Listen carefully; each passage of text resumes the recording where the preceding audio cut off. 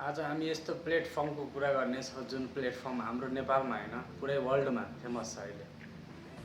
जुन हामीले होइन, मेरो छोराछोरीले होइन, हाम्रो घर परिवारले होइन, पुरै नेपालले होइन, हाम्रो वर्ल्डमा जुन अहिले फेमस भइरहेको छ युट्युब एउटा यस्तो प्लेटफर्म हो। कसरी बन्यो, कसले बनायो र यसको विषयमा आज हामी कुरा गर्नेछौँ।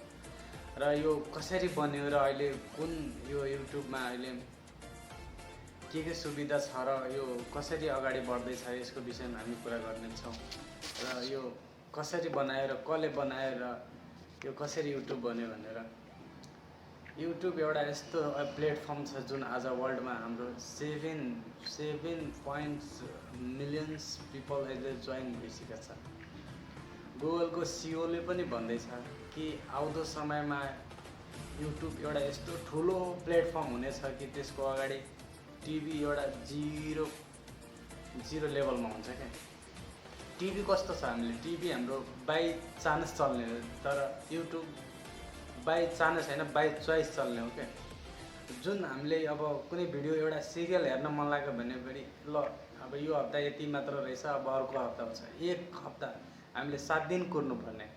तर युट्युब अहिले यस्तो छ कि हामीले जुन भिडियो हेर्न मन लाग्छ, जहाँको भिडियो हेर्न मन लाग्छ, जुन हेर्न मन लाग्छ त्यो हामीले हेर्न सक्छौँ क्या। जुन हामीले जुन स्क्रिप्ट मन पऱ्यो हामीले त्यसलाई ब्याक गरी हामीले हेर्न सक्छौँ। युट्युब एउटा यस्तो प्लेटफर्म भइसकेको छ आज। हामीलाई टिभीमा एडभर्टाइज दिन, प्रचारहरू दिन कति महँगो पर्छ, युट्युबमा एकदम सस्तो छ अहिले, धेरै सस्तो छ युट्युब भनेपछि एउटा स्यान्ड हार्ली र स्टेप चैन एन्ड जावेद कामिन भन्ने, अनि पहिला यिनीहरू काम गर्दै थियो पेपलमा काम गर्थ्यो। पेपलमा काम गर्दा पेपललाई किन्यो इबेले किनिसकेपछि यिनीहरू जागिरबाट तिनजनाको जागिर गयो भने एक दिन यिनीहरू बेलुकामा पार्टी गरिसकेपछि यिनीहरूलाई भिडियो सेयर गर्नु पऱ्यो। भिडियो सेयर गर्ने त्यतिखेर युट्युब थिएन, यिनीहरूले बनाएको। अब भिडियो सेयर गर्नु पऱ्यो भने कसरी सेयर गर्ने, इमेलमा ट्राई गर्यो, अनि त्यत्रो ठुलो भिडियो त गएन, इमेलमा अपलोड भएन। कसरी अपलोड गर्ने भनेर एउटा यो जावेद आमिनले त एकचोटि भिडियो हेर्छु भनेर अब कम्प्युटरमा बसेको टाइपिङ गर्दा त्यो भिडियो, अब एउटा फनी भिडियो भनौँ न, फनी भिडियो जुन तिनीहरूको देशमा ब्यान्ड भएको थियो, त्यो भिडियो त्यहाँ चलिरहेको थिएन। अनि तिनीहरू ट्राई गर्यो, अनि सोच्यो जावेद कामिनले भने यो अब मलाई यति मन लागिरहेछ यो भिडियो हेर्न, म जस्तोको कति होला है मान्छे, म भिडियो हेर्ने मन लागेको मान्छे कति होला। अनि यिनीहरू यस्तै भनौँ न एउटा टाइम पास गर्दै कम्प्युटर खेलाउँदा यिनीहरू युट्युब क्रिएट गर्यो। यिनले सोच्यो कि हाम्रो अब देशमा भनौँ न अब कतै भूकम्प आयो, हावाहुडी गयो, अब बाढी आयो भने हाम्रो जुन कतै एक्सिडेन्ट पऱ्यो, सबैको हातमा अहिले हाम्रो मोबाइल हुन्छ। त्यो भिडियोलाई कसरी सेयर गर्ने, एकअर्कालाई देखाउने भनेर तिनीहरूले आफ्नो सोच्यो। त्यो सोचेर अनि त्यसले युट्युब बनायो। अनि युट्युब बनाइसकेपछि क्रिएटर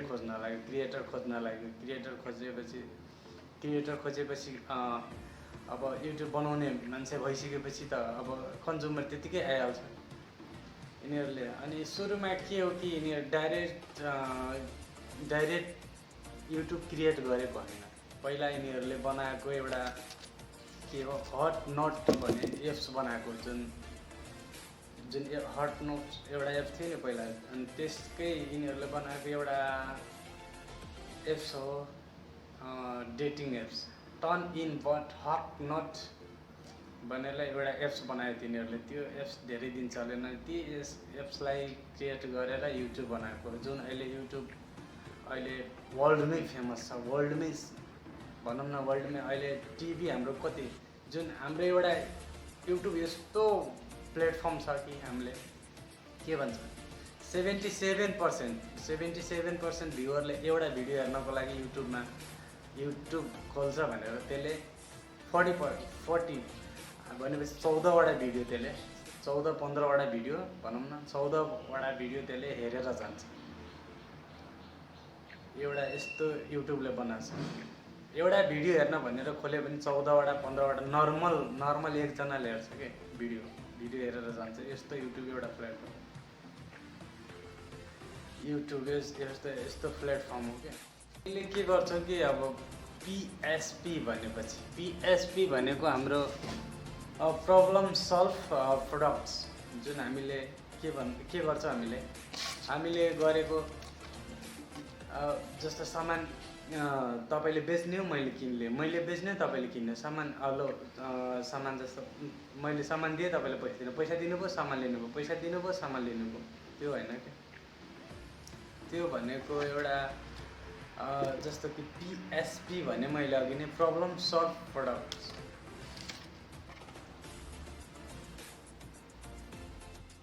अहिले यस्तो पोजिसनमा पुगिसकेको छ कि जुन हाम्रो वर्ल्डको पपुलेसन 7.5 बिलियन्स छ पपुलेसन वर्ल्डको, जुन अहिले हाम्रो युट्युबमा 2.5 बिलियन पपुलेसन एक्टिभ युजर छ, जुन गुगल हाम्रो युट्युब युजर छ। अहिले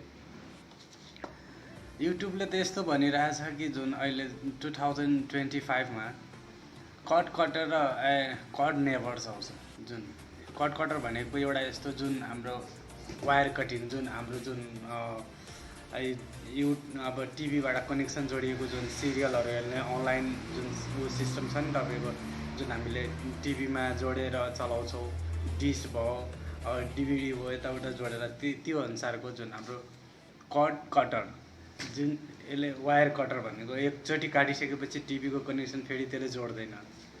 कट नेभर्स भनेको जुन कट नेभर्स भनेको एउटा जसले पहिला टिभी देखेकै थिएन त्यसले पनि टिभी पनि देख्दैन, यस्तो अवस्था छ कि हाम्रो युट्युबले यस्तो बनाइसकेको छ कि युट्युब हाम्रो यस्तो छ जुन हामीले 24 आवर हाम्रो अन हुन्छ। टिभी 24 आवर अन हुँदैन। हामीले जतिखेर जुन जे हेर्न मन लाग्यो त्यतिखेर हेर्न सक्छ। हामी बस गाडी एरोप्लेन जुनसुकै ठाउँमा जहाँ हुन्छ त्यतिखेर हामीले जुनसुकै जे हेर्न मन लाग्यो त्यो हामी सर्च गरेर हेर्न सक्छौँ। हामीले कमेन्ट पनि गर्न सक्छौँ, युट्युबमा कमेन्ट गर्न सक्छौँ, लाइक गर्न सक्छौँ, हाम्रो भोइस पनि सेन्ड गर्न मिल्छ हामीले कमेन्ट गरेर। तर टिभी के हो, टिभी हामीले के भन्छ silently and sit and silently sit, हामीले चुप लागेर बसेर हेर्ने मात्र हो, जुन हामीले त्यसमा लाइक कमेन्ट गर्न पनि मिल्दैन। अहिले यस्तो युट्युबले यस्तो प्लेटफर्म अहिले चलाइसकेको छ, यस्तो स्ट्रङ बनाइसकेको छ कि जुन एडभर्टाइज छ नि हाम्रो टिभीबाट धेरै एडभर्टाइज अहिले कटिङ भएर हाम्रो जुन सिफ्ट भइरहेछ युट्युबतिर, धेरै सस्तो पनि छ युट्युब। अब युट्युबमा एडभर्टाइज आउन सस्तो पनि छ, टिभीमा महँगो छ। युट्युब यस्तो सिस्टम बनाइसकेको छ जुन हाम्रो क्रिएटर छ, युट्युबको क्रिएटर छ जसले भिडियो बनाउँछ, त्यसले भिडियो बनाउँछ, क्रिएट गर्छ, सब्सक्राइबरले हेर्छ, सब्सक्राइबरसँग उनीहरूको कनेक्सन हुन्छ, एउटा टिम बन्छ। युट्युबमा हामीले अब जस्तो कि अब टिभीमा हामीले पहिला हामी हेर्थ्यौँ गडी सडक आयो, गडी सडक जुन थोरै हालेपछि बाल्टीमा हाम्रो कपडा एकदम चम्किलो हुन्छ, त्यस्ताहरू एडभर्टाइजहरू आउँथ्यो। जुन अहिले युट्युबमा अब एकदम कम रेटमा तपाईँको एकदम लो प्राइसमा अहिले जुन युट्युबले एडभर्टाइज गरिरहेछ। अरू के बनाएको छ युट्युबले अहिले त धेरै ठाउँमा मैले नि हेरिरहेको छु। अहिले टिभीहरू छ प्रायःहरू तपाईँहरूले नि हेर्दै हुनुहुन्छ होला कि यहाँहरू अहिले टिभी छ, तर टिभीमा अहिले के भयो, टिभी हेर्दैन कसैले, टिभी च्यानल चलाउँदैन। अहिले टिभीमा युट्युब चलाइरहेछ, युट्युब हेर्छ।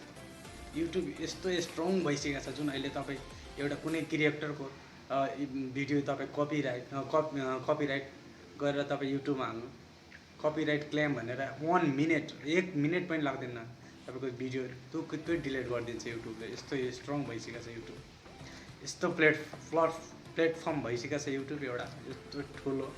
आउँदो समयमा मलाई लाग्छ यो सबै मिडियाहरूलाई यताउता तपाईँको प्लेटफर्महरूलाई त तसनस बनाइसक्यो युट्युबले। अब बिस्तारै यस्तो यो स्ट्रङ हुँदै जाँदैछ युट्युब। मलाई लाग्छ यो 2027 सम्म युट्युबले आफ्नो एउटा छुट्टै पहिचान बनाइसक्छ होला। अहिले पनि बनाइसकेको छ युट्युबले। एउटा पनि कुनै ठुलो क्रिएटरको भिडियो तपाईँ कपी डाउनलोड गरेर युट्युबमा गर्नु, कपी क्लेम आइहाल्छ। यस्तो छ युट्युबमा, कडा सिस्टम बनाइसकेको छ। युट्युबले के गर्छ, तपाईँको भिडियो युट्युबले तपाईँले के भन्छ, तपाईँ क्रिएटर हुनुहुन्छ, तपाईँको भिडियो कुन ठाउँमा हेर्दैछ, कसले हेर्दैछ, सबै टोटल्ली देखाउँछ। यो यस्ता भिडियोहरू माग्दैछ युट्युबले, तपाईँले यस्तो एउटा प्लेटफर्म बनाइदिए, युट्युबले आफ्नो स्टुडियो बनाइदिएछ। पछि तपाईँसँग सब्सक्राइबर धेरै भइसकेपछि, तपाईँ एउटा सक्सेसफुल क्रिएटर भइसकेपछि युट्युबले एउटा म्यानेजर एउटा दिँदो रहेछ तपाईँलाई म्यानेज गर्नको लागि।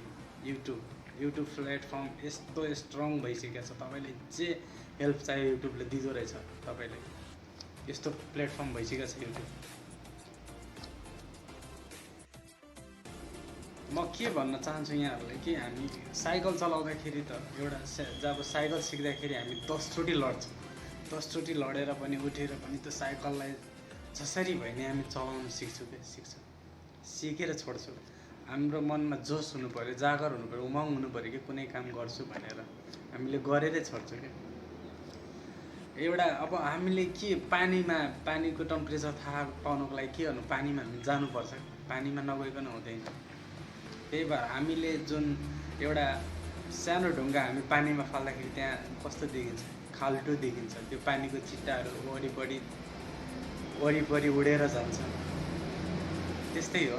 खासमा मैले भन्न खोजेको, अब ठुलो ढुङ्गा हामी पानीमा हाल्यो भने ठुलो खाल्टो देखाउँछ, पानी उथल पुथल हुन्छ, चारैतिर पानीको छिट्टा जान्छ, थोपाहरू उडेर जान्छ। त्यस्तै हो कि हामीले जुन समाजमा बसेका छौँ नि, जता बसेको मैले भन्न खोजेको जुन समाजमा हामी बसेका छौँ, जुन ठाउँमा, जुन गाउँमा, त्यसपछि मैले गरेको, तपाईँले गरेको, हामीले सबैले गरेको असर वरिपरि पर्छ। अथवा राम्रो काम गर्नु अथवा नराम्रो काम गर्नु, सेम त्यस्तै हो। त्यो ढुङ्गा, सानो ढुङ्गा फाल्यो भने सानो खालको देखाइदिन्छ पानीमा, सानो पानीको थोपाहरू छिट्टाहरू बाहिर निस्किन्छ। ठुलो ढुङ्गा हाने पनि त्यस्तै हो। हामीले ठुलो कदम उचाल्यो भने हाम्रो समाजमा त्यस्तै असर पर्छ। सानो कदम उचालेपछि त्यस्तै हो क्या। हामीले जस्तो हामीले गऱ्यो भने त्यस्तै हाम्रो समाजमा असर पर्ने हो।